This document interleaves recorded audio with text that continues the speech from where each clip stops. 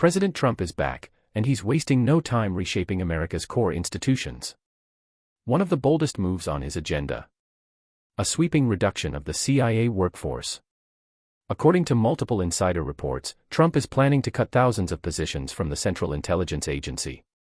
For decades, the CIA has been a pillar of U.S. national security, but also a lightning rod for controversy, leaks, and political infighting. The question is, why now? Why target the CIA first? Trump's return to the White House has been anything but quiet. Within days of inauguration, whispers began circulating through D.C. that a massive, deep state cleanse was underway. And at the center of that plan is the intelligence community. Trump believes it's broken. In his words, it's time to rebuild the system from the inside out. This isn't just a reshuffle. It's a purge. The decision to target the CIA first is not arbitrary. It represents a symbolic and strategic strike at what Trump and his allies perceive as the root of institutional resistance. The CIA is not just a spy agency. It's a center of influence, knowledge, and, depending on whom you ask, covert political power. Trump's experience during his first term solidified a long-standing distrust of intelligence agencies. From the start, he was briefed on foreign interference in the 2016 election, a story he felt was used as a weapon against his presidency. This resentment grew as his administration became mired in investigations and leaks. National security officials were accused of undermining his agenda, and Trump came to see the intelligence community not as allies, but as saboteurs. "They're out to get me" wasn't just paranoia, it became a rallying cry among his supporters. It played into a larger narrative that there existed a deep-rooted establishment, a deep state, that worked behind the scenes to block outsider leadership. Targeting the CIA first, therefore, is both tactical and symbolic. It's the message that Trump is serious. That this presidency will be different from the last. That the gloves are off. Trump's strategy this time is one of speed and surprise. Rather than spend months negotiating with Congress or waiting on bureaucratic studies, his team has moved swiftly. Preliminary documents and internal assessments have reportedly been circulating that outline entire units within the CIA slated for termination. These include departments focused on cyber surveillance, foreign human intelligence, and even domestic liaison teams. The cuts are broad, aggressive, and aimed squarely at those sectors Trump believes acted politically in the past. Yet this move is about more than revenge. It's about re-establishing control. Trump views the presidency not just as a leadership role, but as a mandate to centralize authority over institutions that have, in his view, strayed too far from democratic accountability. The intelligence community, because of its secrecy and power, is a prime candidate for reform or rupture. Critics warn that Trump is overreaching. That he's conflating institutional checks and balances with disloyalty.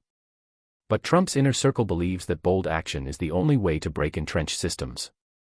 They argue that years of slow bureaucratic reform have failed. What's needed now is disruption. Disruption is, after all, Trump's trademark. He disrupted the Republican Party in 2016, American foreign policy during his first term, and now, in 2025, he is aiming to disrupt the intelligence establishment. His supporters are energized. His critics are alarmed. And the world is watching. So where does this go from here? Is this a reset of American intelligence, or the beginning of its unraveling? That's what we're about to explore. In 2024, Donald Trump defied political gravity once again. Against all odds and massive opposition, he defeated Democratic candidate Kamala Harris by securing 312 electoral votes. It wasn't just a comeback, it was a message. A message that millions of Americans still trust him to lead.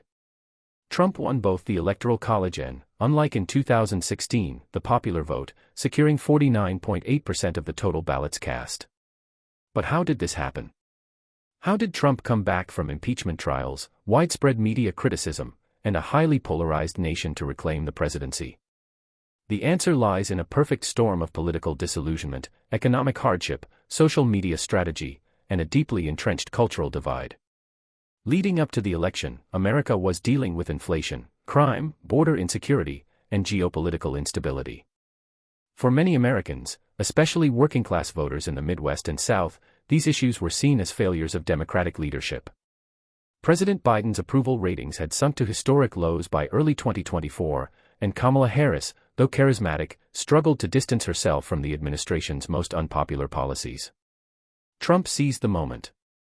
His campaign focused heavily on battleground states and swing counties, pouring resources into local messaging and digital outreach. He rebranded himself as the only leader willing to fight a system that many Americans felt no longer worked for them. His rallies returned with force, drawing tens of thousands, many of them first-time voters or disaffected independents. His message was simple but effective: they tried to stop me before. They lied, they spied, and they failed. Now I'm back, and we're going to finish what we started. The CIA, long viewed as the most secretive and powerful intelligence agency in the U.S., has had a contentious relationship with Donald Trump.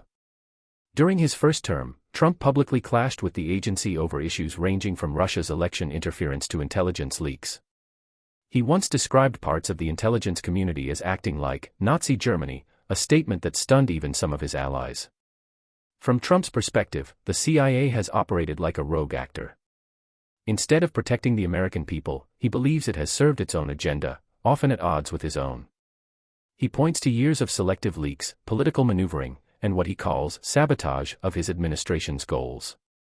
To Trump, the CIA is not just inefficient, it's disloyal. That distrust didn't appear out of thin air. Trump's antagonism with the CIA began during the presidential transition in 2016, when intelligence officials briefed him on Russian interference in the election. The leaks of classified information to the press, often painting his administration in a negative light, further fueled suspicions. Trump believed that unnamed officials were actively working to delegitimize him. The breaking point may have been the Steele dossier, an unverified document alleging salacious ties between Trump and Russia. Even though its contents were largely discredited, the fact that it was circulated among intelligence circles and ultimately leaked to the public created a permanent fracture in Trump's trust in U.S. intelligence. That distrust was reciprocated. Anonymous officials leaked concerns about Trump's unwillingness to read briefings, his disregard for protocol, and his cozy rhetoric toward adversarial leaders like Vladimir Putin. Some intelligence professionals saw Trump as erratic and dangerous. Trump saw them as insubordinate and treasonous. The dynamic created a toxic relationship. Rather than rely on official briefings, Trump preferred alternative channels, private briefings from loyal insiders, right-wing media figures, and even foreign contacts. This created a parallel structure of intelligence consumption within the White House. Trump's critics argue that this was reckless, that ignoring seasoned intelligence veterans placed America at risk. But his supporters say it was necessary. How can you trust those who don't trust you? By the time his first term ended, Trump had made it clear, he believed the CIA was not working in the best interest of the country, or the president. And if he returned to power, he would fix it. Now, in 2025, that promise is being put to the test. Trump's supporters view the CIA as the brain of the so-called deep state. An unaccountable hub of unelected elites, conducting surveillance on American citizens, manipulating foreign governments, and hiding behind classification. They point to Cold War-era experiments like MKUltra, secret operations in Latin America, and involvement in regime change across the globe as evidence of a rogue institution. While the CIA has been credited with stopping terrorist attacks and gathering vital intelligence, its history is checkered with abuses of power. Trump's team believes that the culture of the agency is beyond reform. They see its leadership pipeline as ideologically homogeneous, its mid-level management as entrenched, and its loyalties as questionable. In private conversations, Trump has reportedly referred to senior intelligence officials as snakes and saboteurs. So why the CIA first? Because it strikes at the heart of the security establishment. Because it sends a message to every other federal agency: loyalty is not optional. Because, in Trump's worldview, the intelligence community has acted not as a guardian of national interests, but as an unelected political player. This view is not isolated to Trump alone. Polls show a decline in public trust toward intelligence agencies, especially among Republicans and independents. Stories of unlawful surveillance, foreign interference, and political bias have eroded the aura of objectivity that once protected these institutions. Reforming, or in Trump's case, purging, the CIA is therefore not just a political decision. It's a cultural one. It reflects a broader shift in how Americans view authority, transparency, and accountability. In this climate, Trump's move is seen by many as overdue. To others, it's an authoritarian overreach. But either way, it marks a turning point. And in a second term, loyalty matters more than ever. He wants an agency that works for the people, not against the president. To achieve that, he's prepared to make sweeping cuts and rebuild from scratch.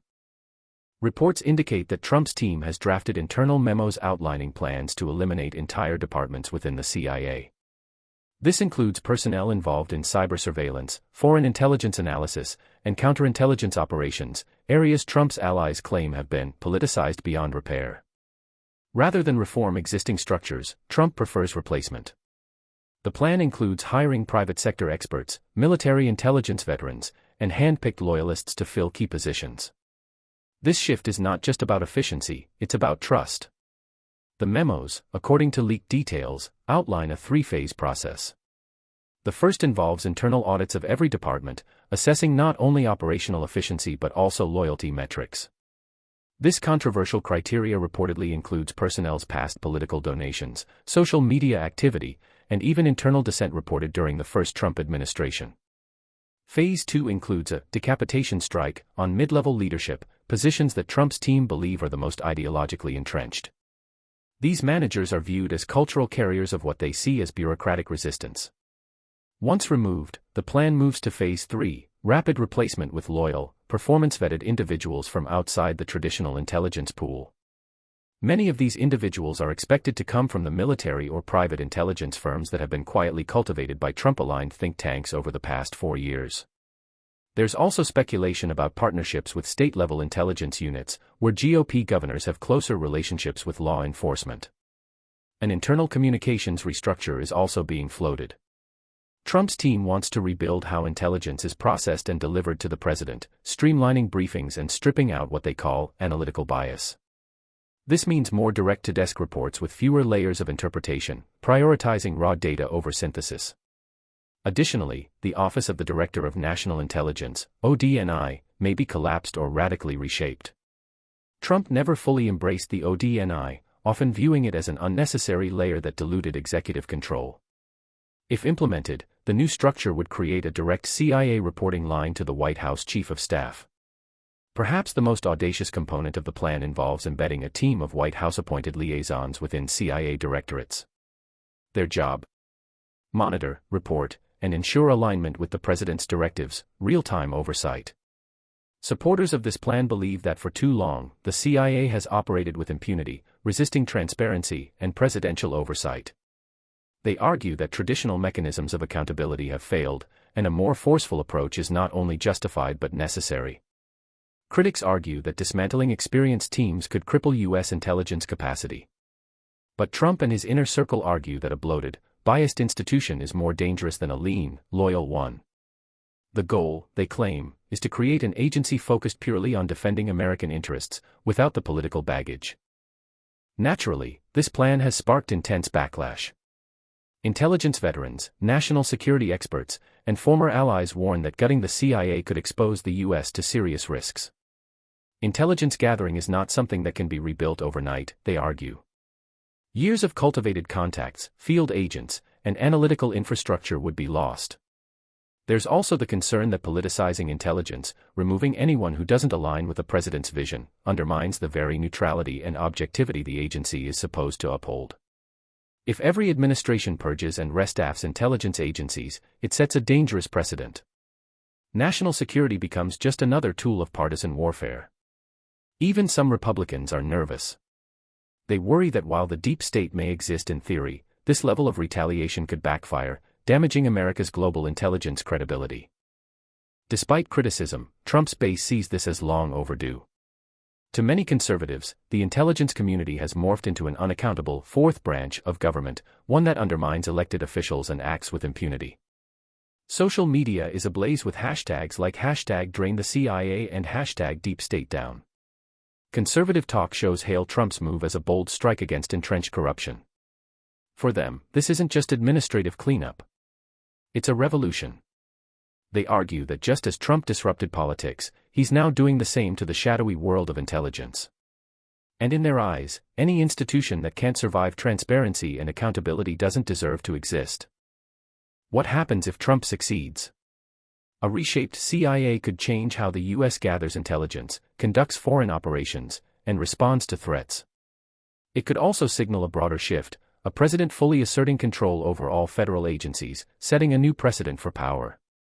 The long-term impact could be profound. If the intelligence community becomes politicized, or worse, loyal to individuals rather than the Constitution, America's ability to act globally may weaken. Allies may be less willing to share intelligence. Enemies may exploit the chaos. But if reforms increase efficiency, reduce corruption, and align agencies more closely with democratic accountability, perhaps it's a risk worth taking. For now, one thing is clear: Trump's second term is not about compromise. It's about conquest. And the CIA is just the beginning. Do you believe President Trump is making the right move by purging the CIA? Is this a smart reform, or a dangerous overreach? Let us know what you think in the comments. Share this video with others who care about national security, freedom, and truth. And don't forget to like, subscribe, and hit the bell so you never miss our next breakdown on U.S. politics, global power shifts, and what they mean for your future.